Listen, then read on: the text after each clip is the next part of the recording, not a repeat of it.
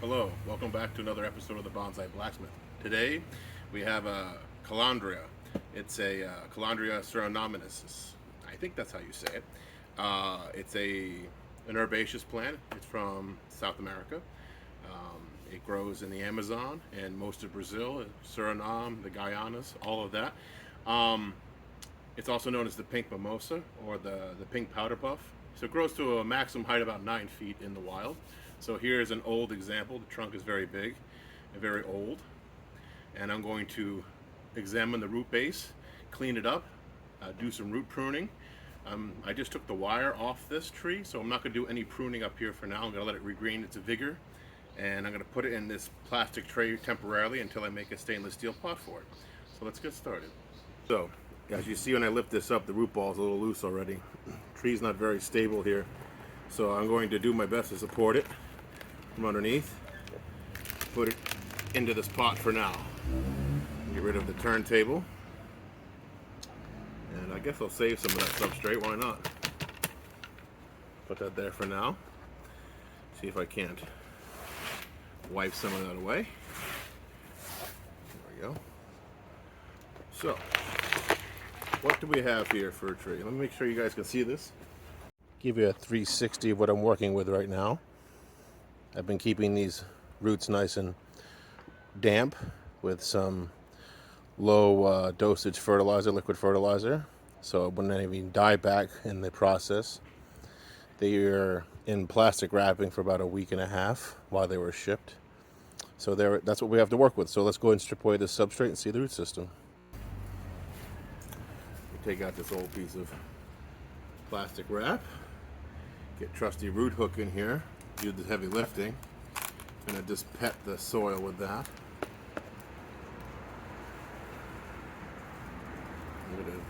I put the turntable underneath this to just have a better access. So we got a few wraparound roots here that we're gonna have to dispose of if we can. Pretty sure we can. There's plenty of roots to work with. I keep loosening this substrate up as I go around. There we go. A bit of a process. I don't want to hurt any of this beautiful aged bark. It's taking some time to get that. I'm starting to see that this big root here is going to become problematic in the future. We will deal with that as we get to it. Get the hand in there a little bit too. Don't want to damage anything unnecessarily. Looking at what I have here, I have seems like a 3 points where roots are coming out of this, because there is if you look here, there's a deadwood section growing up. So there's these 2 points and this point in the back, seeing where the roots are coming from. So I got to be very respectful of that so I don't have more dieback on this old trunk. Keep going here. See if we can see what I'm doing. Get in here. Get in here. Might have to spin this tree around in the pot for now, or just straight up lift it up. I don't want to break those roots. Those roots are very fine underneath. So I'm going to keep breaking up some of those clumps of dirt. First, we'll get the trusty sprayer in here. Keep these roots nice and damp. Not too damp because we don't want to make mud in here, but enough to let it know that we're thinking about it. I'm going to try to liberate some more of this soil here. I'm going to break out the next tray here. 1 second. See if I can reach the tray. I can. Victory is mine. So, got my trusty tray here where I'm going to put the tree in for now. So I'm going to lift this up and transfer this. You can see that this root system is very, very fragile for what we're looking at for an old tree. Shake off some of that substrate gently. There we go. And put the tree, what remains of its root system, over here. I don't want it to fall down, but there's really nothing holding it up anymore. Barely. So I'll just keep this here for now.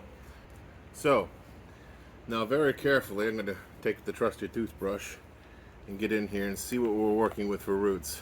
See these points? 1, 2, 3 off that one, or just 2 off that one.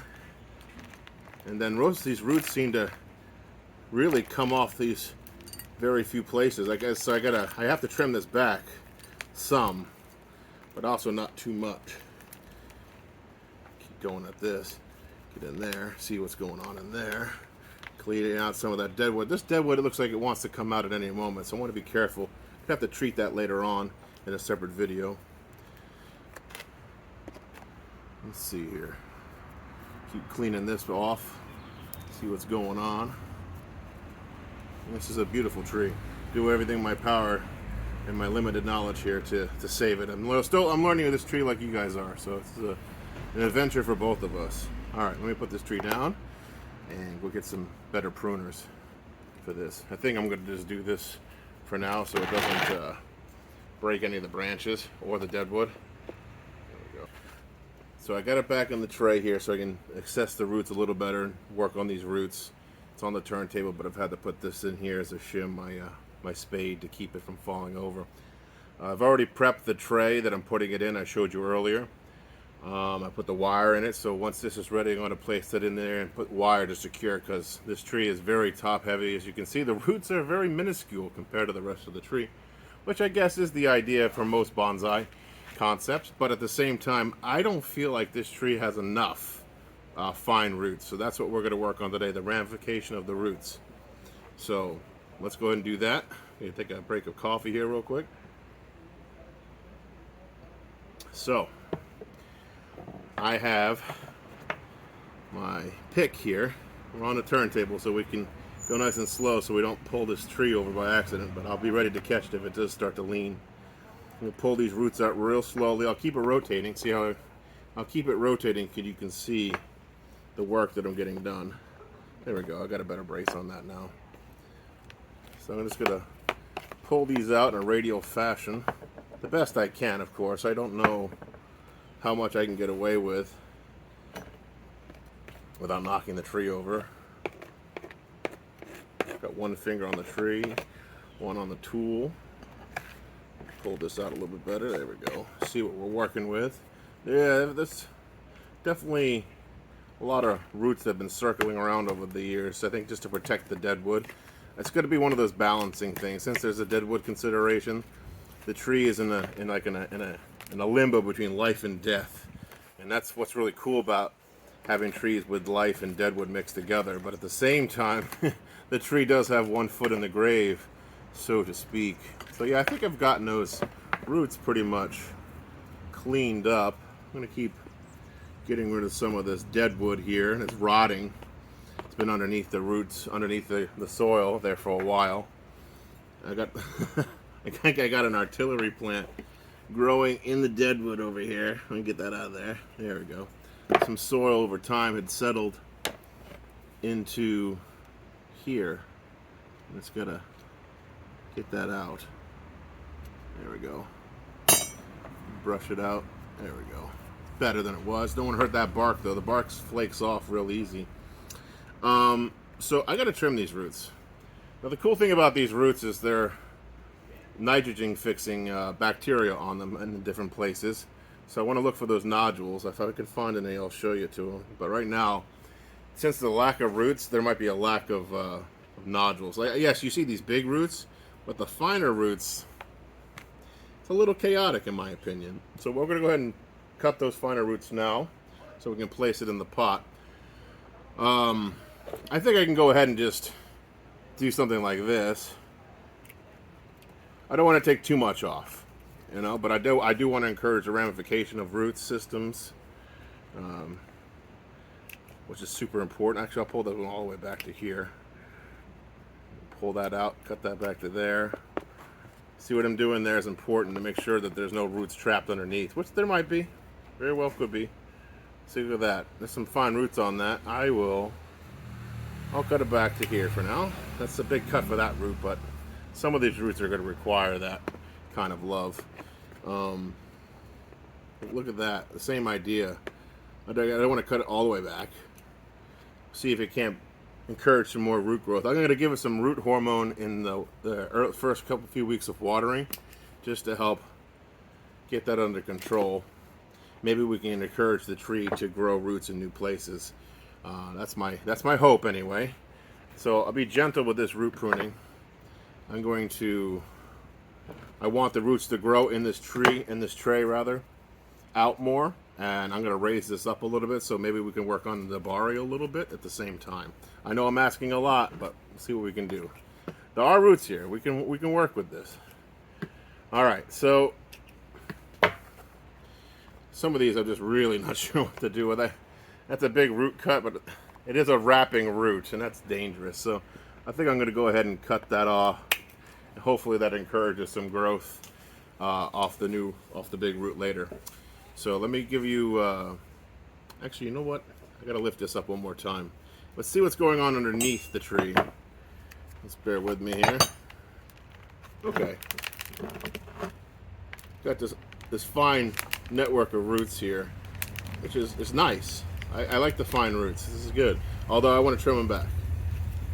And these roots will rot and contribute to the compost eventually of the soil. So I'm not terribly worried. There we go. Now this web of fine roots are held on by like 4 or 5 strands, so I'm trying to be as respectful to that as possible.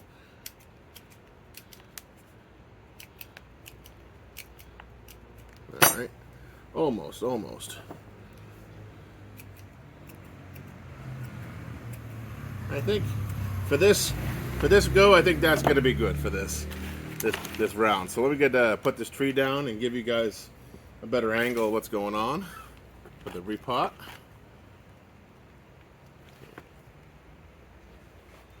Okay, let's get this potted up. I'll move the tree over here for a second. Wipe this off. Like so. Pull up the prepared pot and see what we can get away with. I'm not gonna determine the front just now. That's not so important. What is important for me is to get this tree placed somewhat even into the center. And I'll play with the soil here in a second to help support it, because I want it a little on the high end, because I'm gonna pull these roots out. You can see I've already got the wire wrapped up around that to help pull this tree down. Well, this dead wood is not going to enjoy that.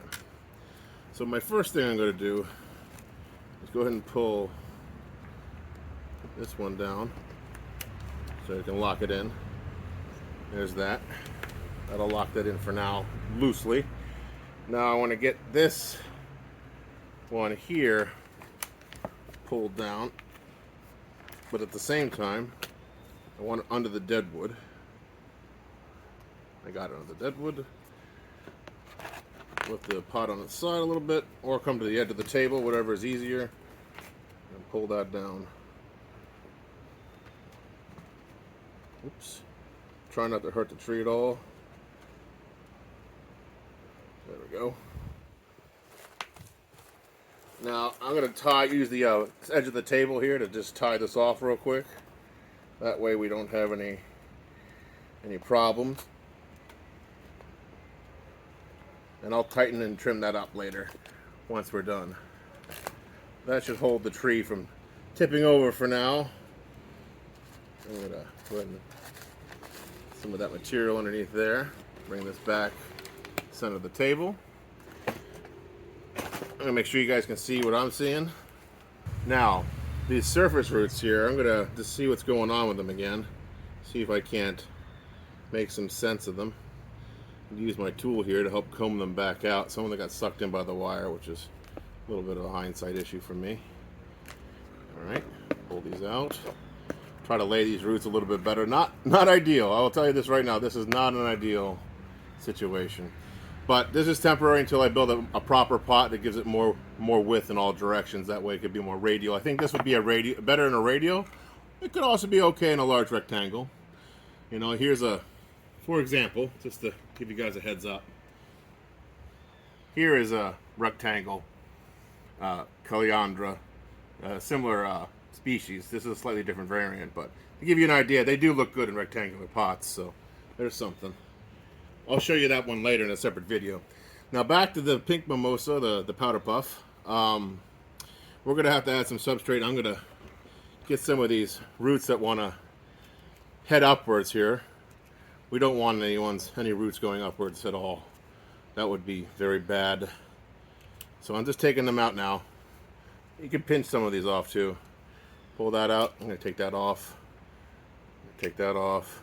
That one off. Some of these are going to turn into some fine nabari, but not today. Today, we're just going to have to let this tree grow, regain its vigor. So let's give you a quick zoom here, what's going on. Actually, I just untangle that root, put it back on the right side, so it gets to go in the right zone. Same goes with that root. So I'm going to take some finer Carolina soil and just throw it in here to give it some nutrients, really. There's composted soil in this, and I want it to grow roots. I don't want it to dry out too quickly. I want it to hold moisture longer. I will add a substrate, a rocky substrate to the top of this soil, but I think layering your soils is kind of important for most lifestyles, unless you can tend your bonsai garden every day. I like to be able to leave it for a day or two, maybe a long weekend, and not get worried that it's going to dry out. So that's what I'm working on now. So I'm going to spread out more of that Carolina soil. There we go. Tuck it in here. Put some down there so the roots have a place to grow into. Give it this nice, pack it in though. You definitely want to pack this material in. Put that there. You can use a pokey tool to help the dirt settle in between the roots. Very important. Not as important. I mean, I did rake the roots almost completely free of soil, so I guess it is important to break those air pockets up, got that compression back to the soil, so fungus can't take hold underneath. That's basically one of the main reasons they do that. If you leave air pockets, the fungus is more apt to grow underneath the soil on your roots, and as you know, root rot is fungus, so we don't want that. So, but at the same time, you want water retention. Now you can design the bottom of your pots like Heirloom Bonsai does, so it does hold more water in general, no matter what substrate you're using. That's also a valid strategy. But for me, who doesn't have fancy pots at the moment, have to wait to make my own, I think this is really the best method, the layering of the substrates of different types. So I am poking all this soil into the crevices where it'll fall, where it'll let me make it fall. Some of these higher roots I'm just pinching off. I don't want to see the higher roots. I'm actually going to keep working on this nabari. I'm going to kind of brush back some of this material so we can appreciate what exactly is going on with this tree base.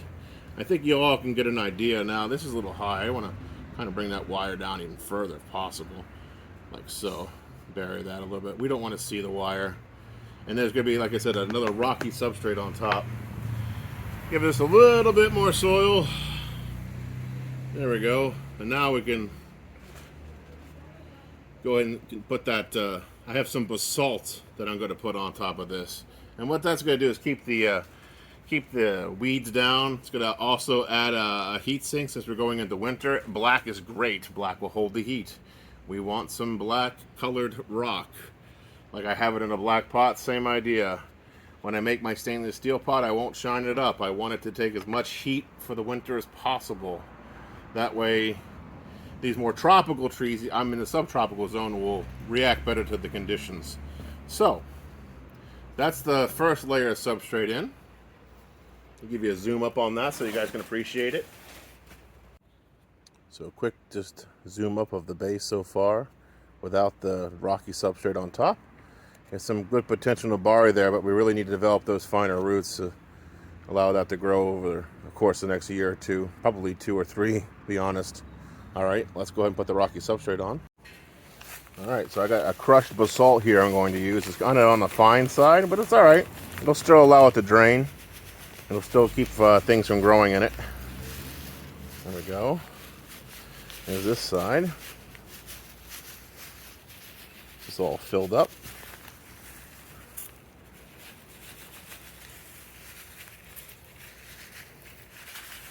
Now, this wire being exposed is not what I want. So I'm going to go ahead and pull up some more basalt here. Get another bag ready.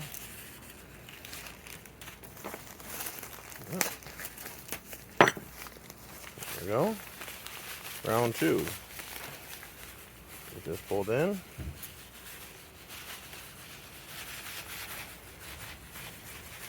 Get this covered. There we go.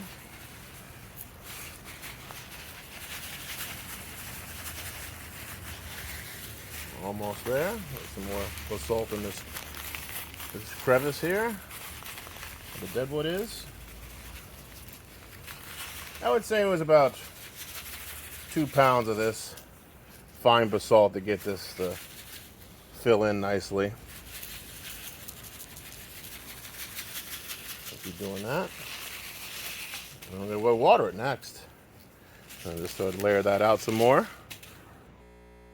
Alright, so I'm going to go ahead and give it a good spritzing now. Although I've kept it pretty damp all day. It's 3 separate times while it was in its root ball form wrapped in a blanket. I'm just going to make sure the soil's nice and wet. And once that's done, this tree is all planted up. So here we have the Calliandra all potted up, ready to go. It's been watered. I'm going to be giving some regular updates on how it regains its vigor, and hopefully we get some new root growth and ramification. And thank you again for joining me for another video of the Bonsai Blacksmith. Until next time.